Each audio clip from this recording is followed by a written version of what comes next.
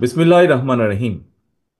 বাংলাদেশের স্বাধীনতার ঘোষক শহীদ রাষ্ট্রপতি জিয়াউর রহমানের ৪৪তম শাহাদাত বার্ষিকী উপলক্ষে আয়োজিত আজকের এই আলোচনার সম্মানিত সভাপতি, বাংলাদেশ জাতীয়তাবাদী দলের সাধারণ সম্পাদক জনাব মির্জা ফখরুল ইসলাম আলমগীর, আজকের অনুষ্ঠানের সম্মানিত প্রধান অতিথি দেশনেত্রী বেগম খালেদা জিয়া, মঞ্চে উপবিষ্ট স্থায়ী কমিটির সম্মানিত সদস্যবৃন্দ, উপস্থিত মঞ্চে উপস্থিত নেতৃবৃন্দ, শিক্ষক, বুদ্ধিজীবী সহ সম্মানিত আলোচকবৃন্দ এবং আমার সামনে উপস্থিত প্রিয় নেতা কর্মী এবং সম্মানিত উপস্থিতিবৃন্দ, আসসালামু আলাইকুম।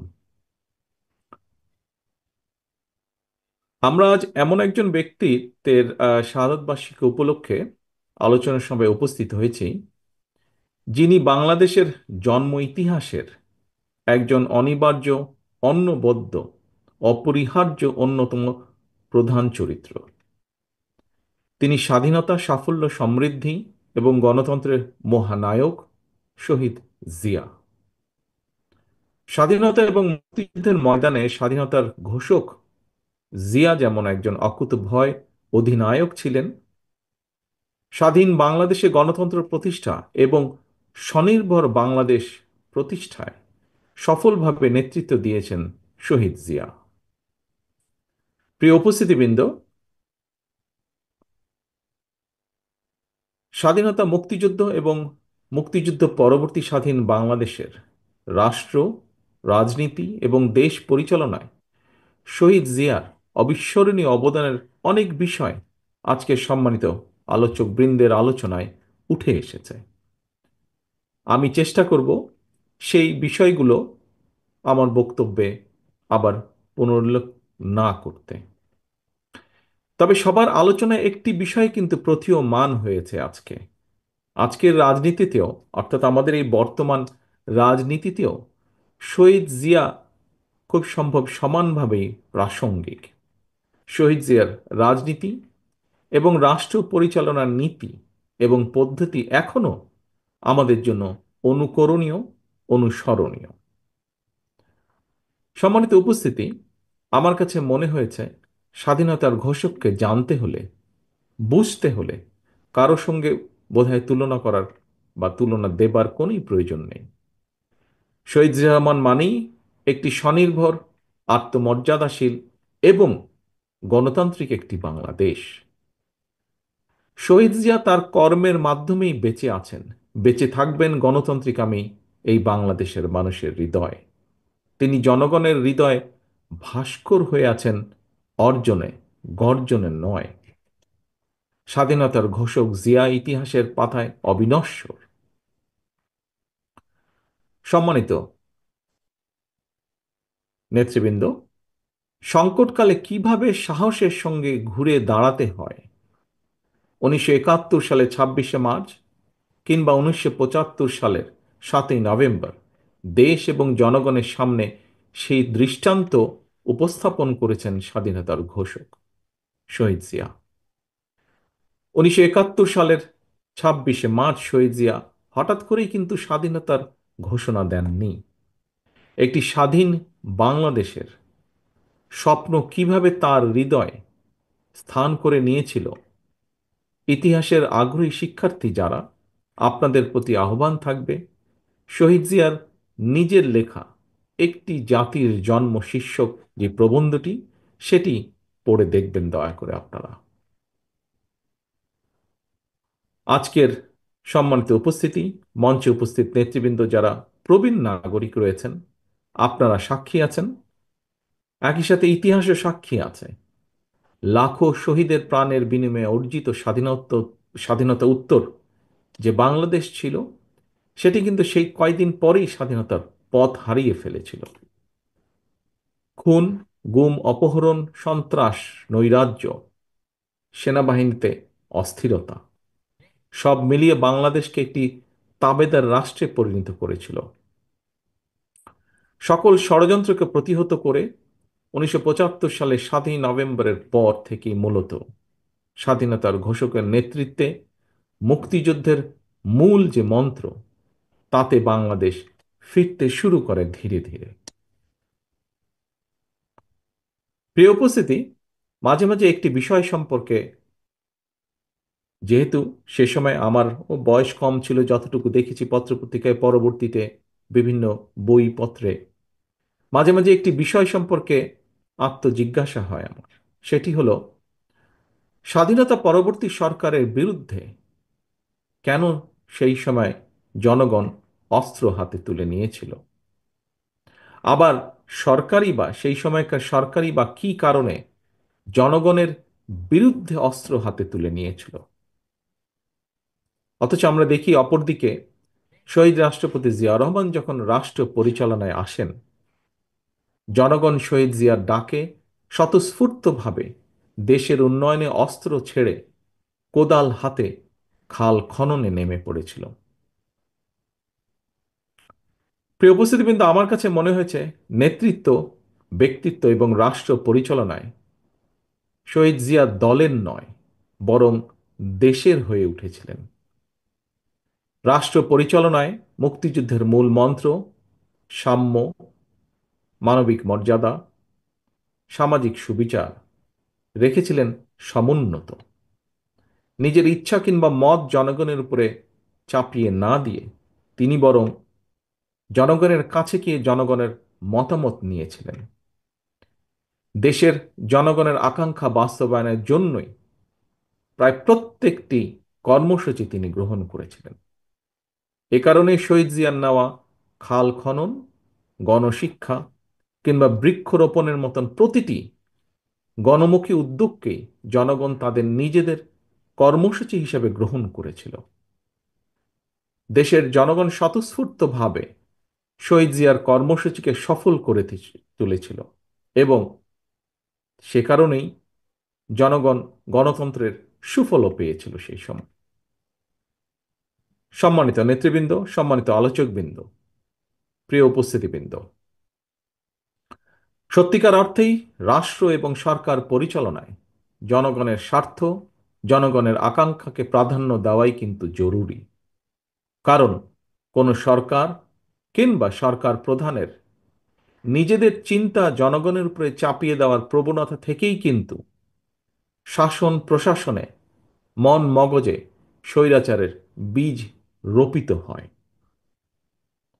রাষ্ট্র এবং সরকারে যাতে স্বৈরাচারের কবলে না পড়ে, এ কারণেই রাষ্ট্রে জনগণের মালিকানা প্রতিষ্ঠা করা অত্যন্ত জরুরি। জনগণের ভোটে জনগণের কাছে জবাবদিহিমূলক সরকার প্রতিষ্ঠার মাধ্যমে একমাত্র রাষ্ট্র এবং সরকারকে জনগণের কাছে দায়বদ্ধ করা যায়।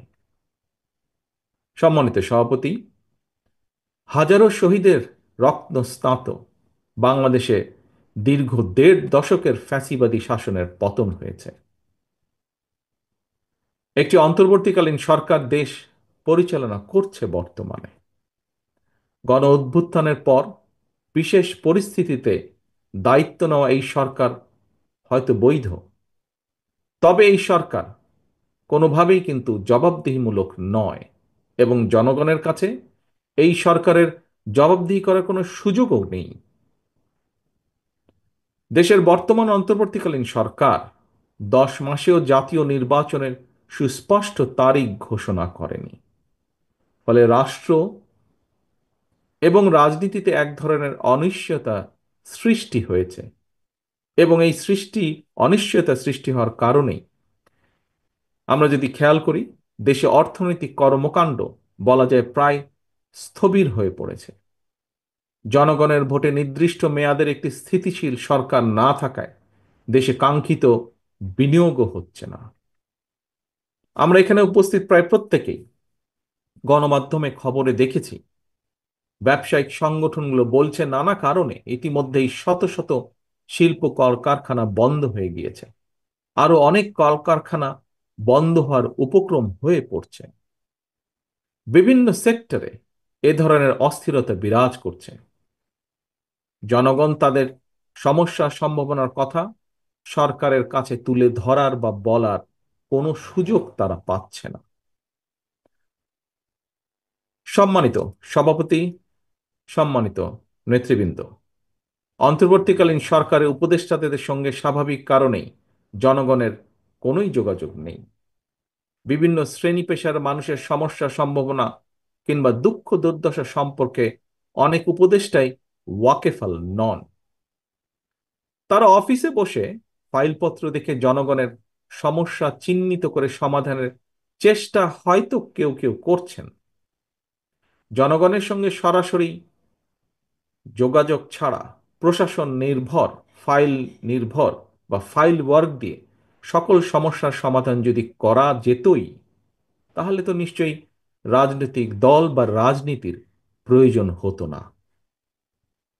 প্রিয় উপস্থিতি, দেশের জনগণ সরাসরি নিজেদের পছন্দের প্রার্থীকে ভোট দিয়ে একটি জবাবদিহিমূলক সরকার প্রতিষ্ঠিত করতে প্রস্তুত।